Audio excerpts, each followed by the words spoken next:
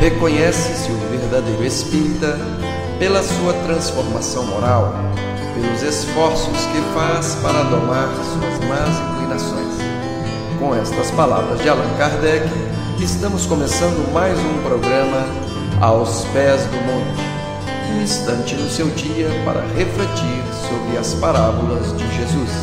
Eu ouvido a voz, teu falar me encantou, quis seguir, caminhar, quis saber pra onde vou. Eis-me aqui, minha dor sereno.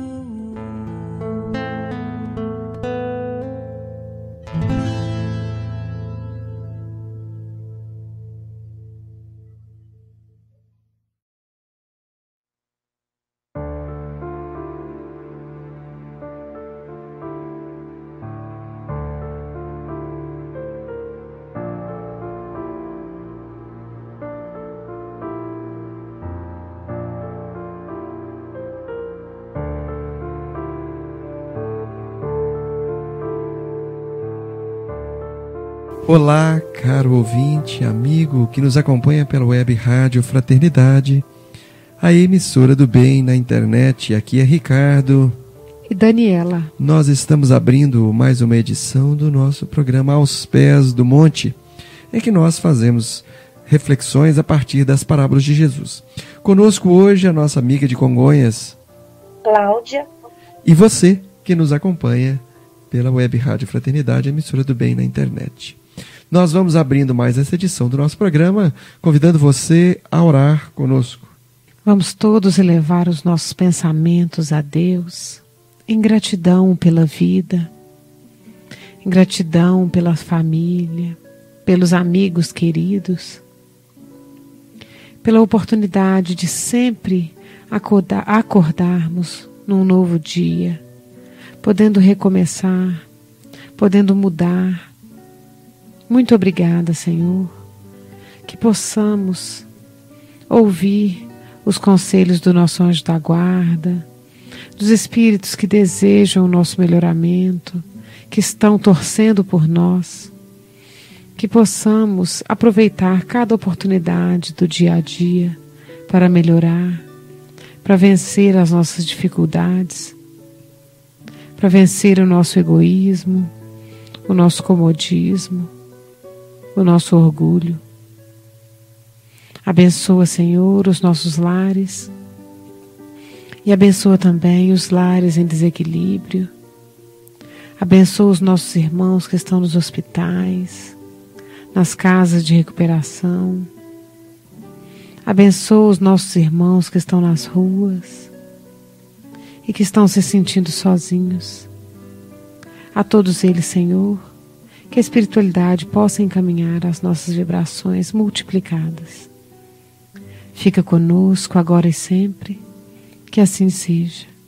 Que assim seja. que assim seja. Nas vibrações dessa prece, então, nós vamos iniciando esse programa. Nós estamos estudando atualmente a parábola da figueira estéril, que está registrada no Evangelho de Lucas, nos versículos de 6 a 9. E nós vamos reler a parábola que nós estamos comentando um pouquinho a cada semana, para que nós possamos relembrá-la. Anotou o evangelista Lucas. Então, Jesus proferiu a seguinte parábola. Certo homem tinha uma figueira plantada na sua vinha, e vindo procurar fruto nela, não achou. Pelo que disse ao viticultor: há 3 anos venho procurar fruto nessa figueira e não acho. Podes cortá-la. Para que está ela ainda ocupando inutilmente a terra? Ele, porém, respondeu: Senhor, deixa-a ainda este ano até que eu escave ao redor dela e lhe ponha estrume. Se vier a dar fruto, bem está. Se não, mandarás cortá-la. Ora, ensinava Jesus no sábado numa das sinagogas. Esta então, caro amigo ouvinte, é a parábola da figueira estéril, que nós viemos estudando há algum tempo.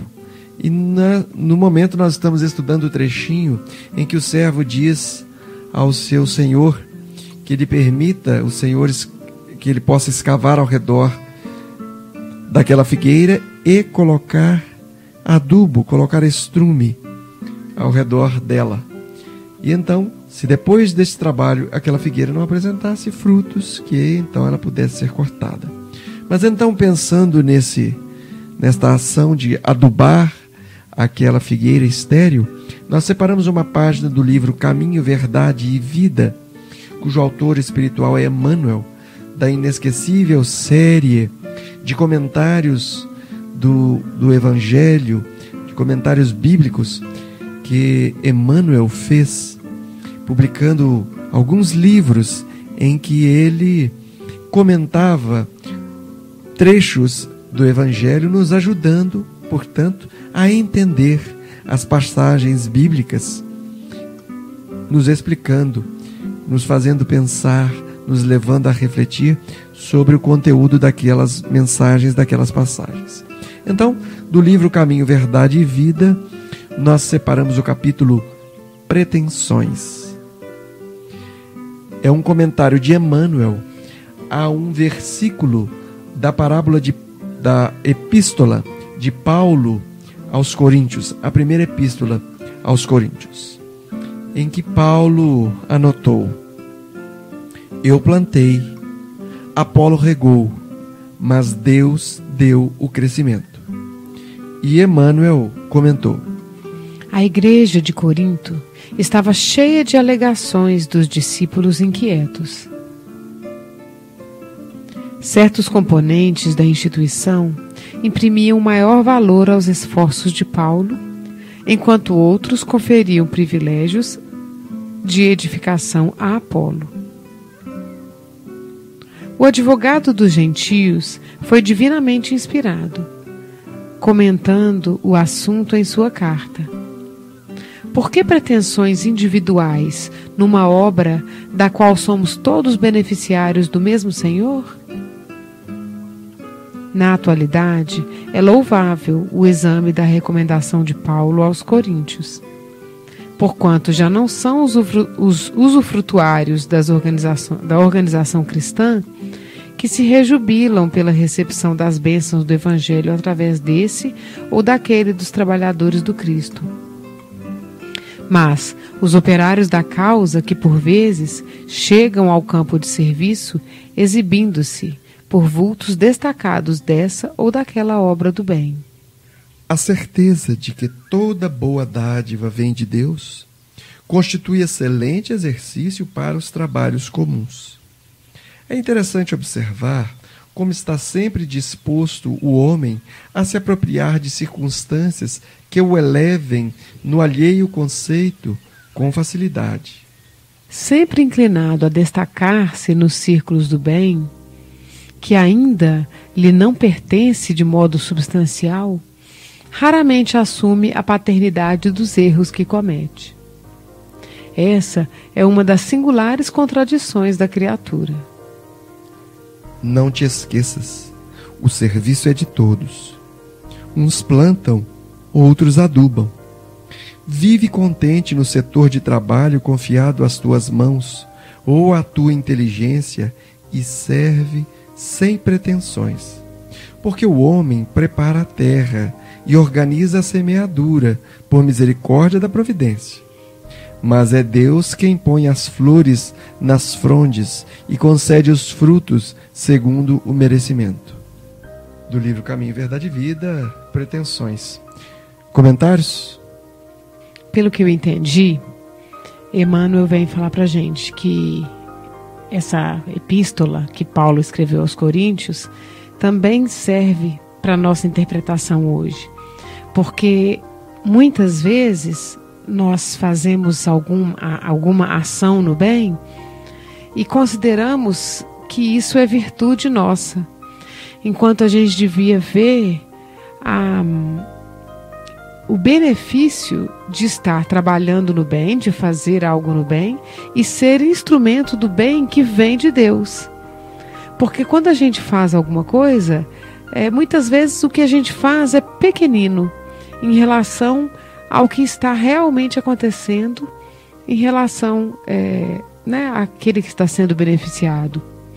E muitas vezes nós somos os maiores beneficiados, porque estamos tendo a oportunidade de praticar algo que ainda não é natural em nós. A humildade, a caridade pura, o amor incondicional, o amor abnegado. Isso ainda não é natural em nós. Mas quando a gente faz algum ato no bem, a gente está praticando isso. Embora ainda não esteja dentro de nós de forma natural, quando a gente pratica o bem, a gente vai exercitando. Então, quando a gente faz algo de bom, a gente é beneficiado. Por quê? Porque a gente sintoniza com aquele que está recebendo, a gente sintoniza com aqueles que estão trabalhando no bem, seja encarnados ou desencarnados.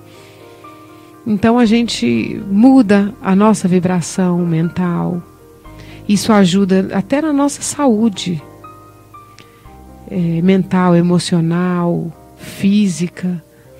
Então nós somos beneficiados quando a gente pratica o bem. Só que a gente ainda tem o orgulho e a gente às vezes faz uma coisa pequena, né? E acha que fez muito. Sente já que a outra pessoa tem que ser agradecida pelo que a gente fez. Então, essa reflexão de hoje é para a gente pensar isso. O que a gente faz, muitas vezes, é ser instrumento da bondade de Deus. Então a gente é instrumento, às vezes, de uma palavra que é inspirada por um espírito que está desencarnado e que quer ajudar aquela pessoa. Então, pela nossa boa vontade, a gente é inspirado pelo espírito e fala coisas boas para aquela pessoa. Se a gente permitir, pela nossa boa vontade, a gente pode levar algo que a pessoa está precisando, também inspirado, né, pelos espíritos que querem auxiliar aquela pessoa. Então a gente realmente pode ser instrumento do bem, mas a gente deve lembrar que nós estamos conectados com amigos espirituais, nós temos equipes espirituais que buscam fazer o bem, que buscam trabalhar no bem. Então, quando a gente sintoniza, podemos sim ser instrumentos do bem, mas lembrando que ainda não somos todo esse bem que a gente faz, né? Somos instrumentos. Então, a gente tem que ter esse cuidado com o orgulho e não achar que a gente, por ter feito alguma coisa boa, né, que já somos a última balinha do pacote. Eu procurei dar uma recordada aqui nessa passagem de Paulo, né, que Paulo menciona Apolo. Apolo era um pregador cristão. E esse trechinho da Epístola de Paulo aos Coríntios nos mostra que havia alguma dificuldade na igreja, né, entre os primeiros cristãos. Alguns deles seriam fiéis a Paulo, outros estavam mais apegados a Apolo, que era um outro pregador. E Paulo então chama a atenção para que aquela igreja se reunisse em torno do verdadeiro objetivo. Então ele fala: eu fiz a minha parte, eu plantei. Apolo veio em seguida, mas a obra mesmo é divina. É Deus o verdadeiro objetivo, procurando fazer que as pessoas pensassem com maior profundidade e que não se dividissem, umas apoiando as ideias de Paulo, outras apoiando as ideias de Apolo, o que enfraquecia o ideal que a igreja tinha naquele momento. E então o Emmanuel, com muita profundidade, como é muito comum, né, da sua personalidade, busca esse trechinho da Epístola de Paulo para nos trazer essa reflexão de que cada pessoa, como disse Daniela, pode contribuir de alguma maneira. Cada um tem a sua cota de participação. E isso acontece na nossa vida em família, mas aqui também, né, nos trabalhos assistenciais, na casa espírita, nas tarefas que a gente assume em grupo e também no nosso trabalho, às vezes até no trabalho profissional. Porque como nós somos seres humanos, nós temos diferenças na forma de perceber, de compreender, nos projetos que a gente quer alcançar, na forma de fazer as coisas, na forma de ver o mundo. Portanto, como nós somos diferentes uns dos outros, em todos esses ambientes surgirão essas diferenças entre as pessoas. O que Emmanuel nos chama a atenção é que nós devemos ficar acima das pessoas, termos consciência, buscarmos ter consciência mais profunda dos objetivos mais importantes da vida em família, da tarefa na casa espírita, do trabalho no ambiente profissional, entre os amigos, onde estivermos, que nós procuremos prestar atenção o que é que Deus, o que é que interessa a Deus, e tomarmos cuidado para não nos preocuparmos muito com as outras pessoas, nem esperar também que as pessoas também nos coloquem numa posição de destaque. Por isso o título do texto, pretensões, né? Que são esses objetivos que às vezes a gente tem, essa vontade de que nós temos de sermos reconhecidos, valorizados, elogiados, mencionados nas coisas boas. E como diz Emmanuel, muito pouco queremos que os nossos erros sejam aparentes, sejam vistos. Então ele nos chama a atenção para nós trabalharmos e colocarmos o nosso esforço no que é mais importante. Divaldo Franco, né, Daniela e Joana de Ângeles provavelmente abordaria essa questão nos fazendo pensar no ego e no self. O self como a nossa natureza, como a nossa individualidade mais profunda, e o ego como essa imagem que a gente quer que as pessoas vejam e que a gente quer que as pessoas valorizem. Mas o ego é algo superficial, é uma imagem fabricada, não demonstra, não traz em si, na maioria das vezes, a nossa essência como pessoa, como ser espiritual. E aí nós ficamos muitas vezes alimentando uma imagem que não reflete quem nós somos de verdade, o que de certa maneira acaba por nos causar algum sofrimento, porque ficamos tentando sustentar uma imagem que não é aquela da nossa intimidade.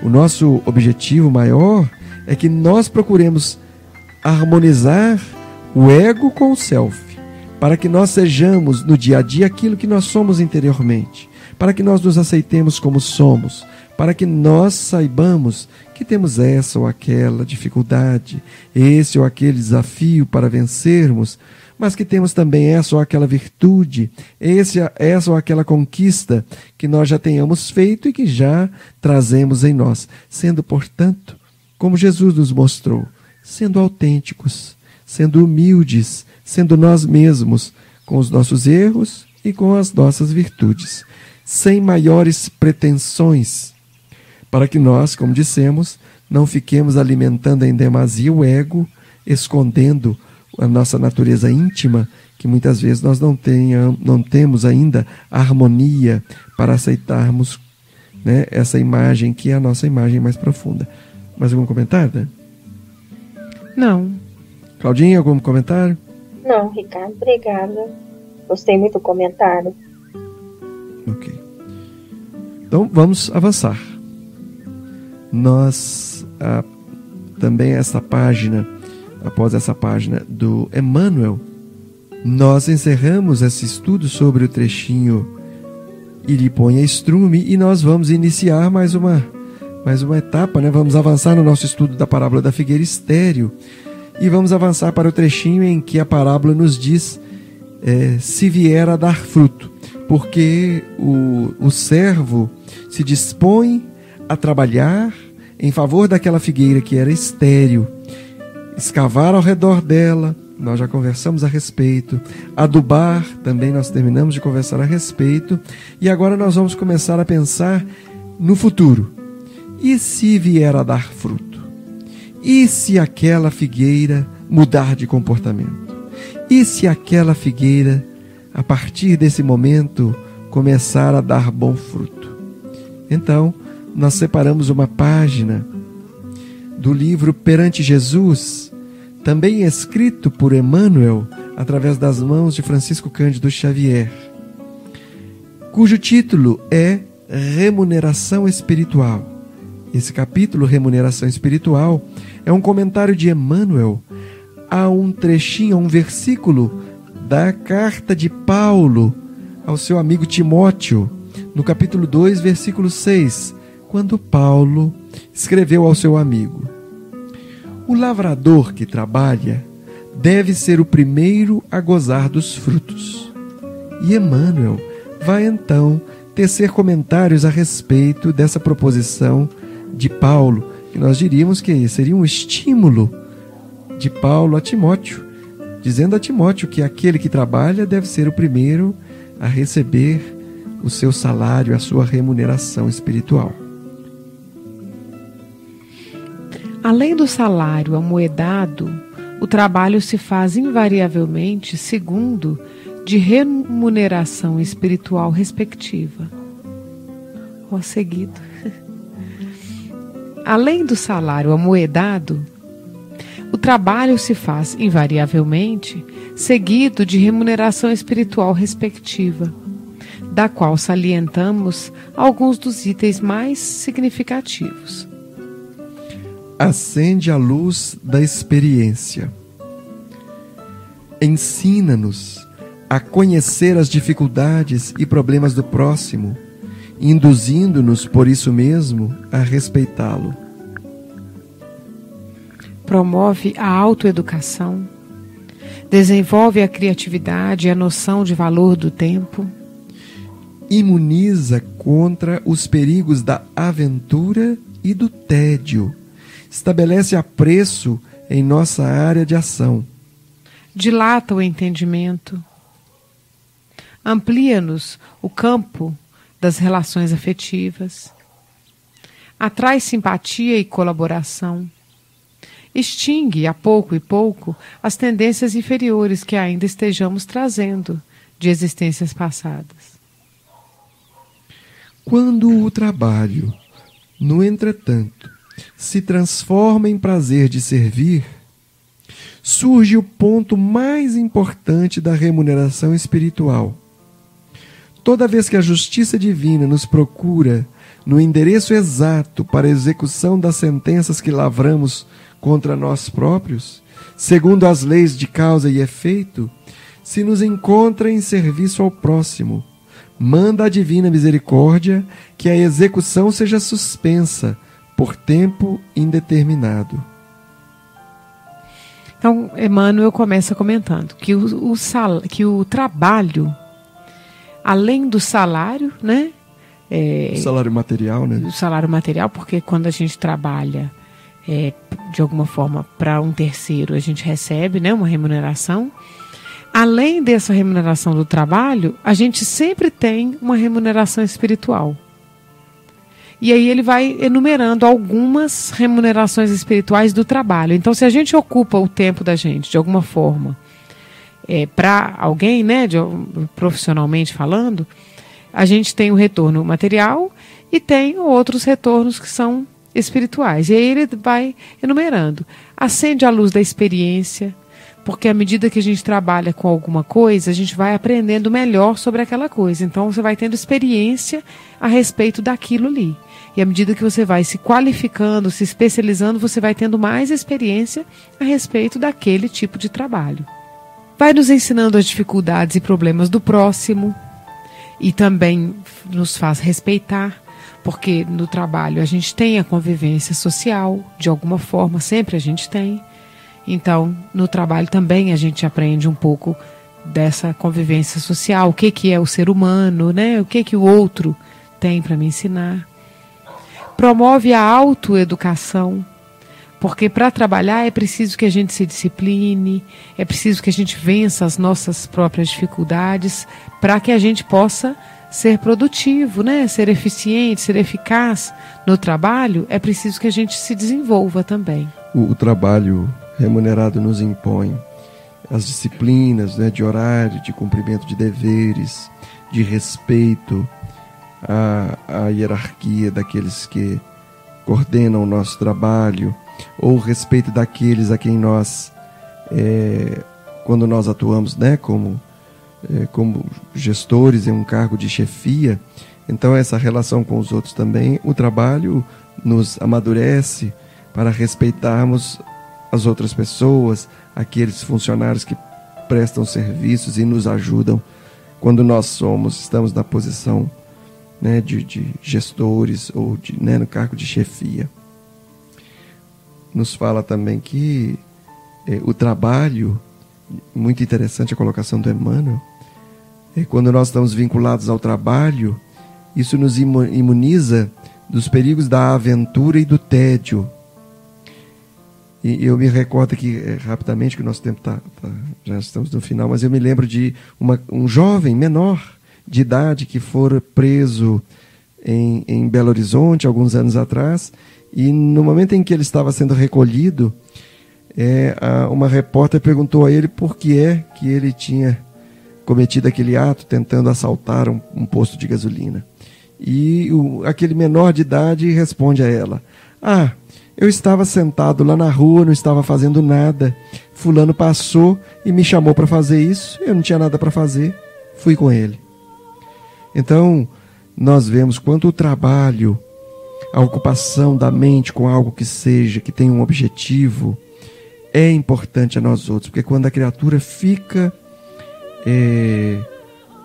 sem uma ocupação útil, ela cai nos arrastamentos das paixões e no tédio, às vezes no vazio, naquela sensação de inutilidade, que às vezes até caminha para uma depressão, né? A gente observa isso também quando a pessoa se aposenta. Às vezes acontece. E ela se sente tão útil com o trabalho, com essa rotina diária, né? De ter que... rotina mesmo, né? De acordar, de ter aquele compromisso de se arrumar para trabalhar e tudo. E quando se aposenta e larga tudo de uma vez, a pessoa sente, né? Pode ficar até deprimida. E falta isso, né? Essa aventura, né? Nossa, mas quando fala de aventura, eu tô falando de outra coisa, né? Mas é o tédio mesmo, né? De não se sentir útil, mais, né? De não ter mais aquela rotina, aquelas preocupações que acabam que ocupam. Ocupações, né? Nem sempre as preocupações, mas a ocupação. Ocupações, é verdade, né? Emmanuel também nos faz lembrar que nessas oportunidades de trabalho também nós cultivamos amizades, aumenta-nos a capacidade de entendimento do mundo, das coisas, pela experiência, né? E se estamos vinculados ao trabalho, nós atraímos simpatia e colaboração. Porque quando nós colocamos o trabalho nessa linha de ação, nós vamos aos poucos nos libertando das mazelas que trazemos e vamos formando laços de amizade nos propósitos do bem a que nos dedicamos. O trabalho faz a gente andar para frente mesmo, né? Em todos os sentidos. A gente cresce espiritualmente. E é essa que é a nossa remuneração espiritual, né? O Paulo parte do trabalho remunerado, né? Desse trabalho que hoje nós temos no nosso tempo, hoje o trabalho profissional. Mas nós nos lembramos que os bons espíritos nos esclarecem que trabalho é toda ocupação útil. Tudo aquilo que nós fazemos e que tenha utilidade é trabalho. Meus amigos que estão acompanhando o programa Aos Pés do Monte, nós estamos nos últimos instantes dessa nossa edição.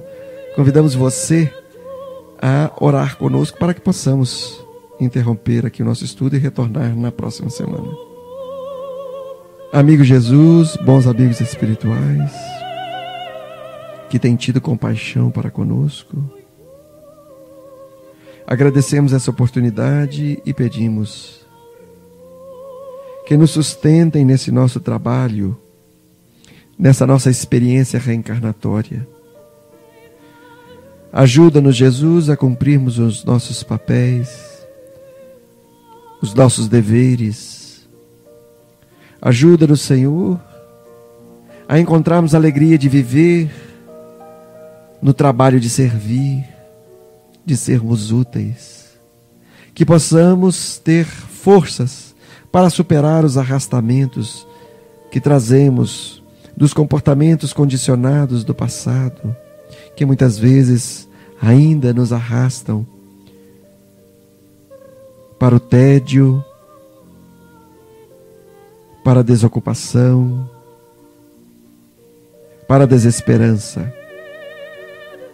Que nós possamos encontrar essa alegria, esse objetivo maior, que nos sintamos úteis, cada um de nós, nesse plano maior de sermos valiosos para aqueles com quem convivemos. Valiosos no sentido de que possamos ser úteis. Não que tenhamos qualquer destaque, mas que a nossa presença possa ser válida para aqueles que estão junto conosco. Sustenta-nos, Senhor, para que nós possamos elevar o nosso pensamento ao alto sempre, enxergando onde estivermos objetivos mais elevados de vida e que tenhamos forças para lutar por eles, vencendo as dificuldades da vida, das situações onde estivermos. Abençoa, querido Jesus, aqueles que sofrem, nos presídios, nos asilos, orfanatos, nas ruas, nos leitos de enfermidade, nas clínicas de recuperação para doentes mentais, nos lares em desarmonia, e que nós possamos prosseguir aproveitando as nossas oportunidades. Obrigado, Jesus. Abençoe a todos os nossos amigos que nos acompanham agora, a eles e os seus familiares, os nossos votos de muita paz. Que assim seja. Que assim seja.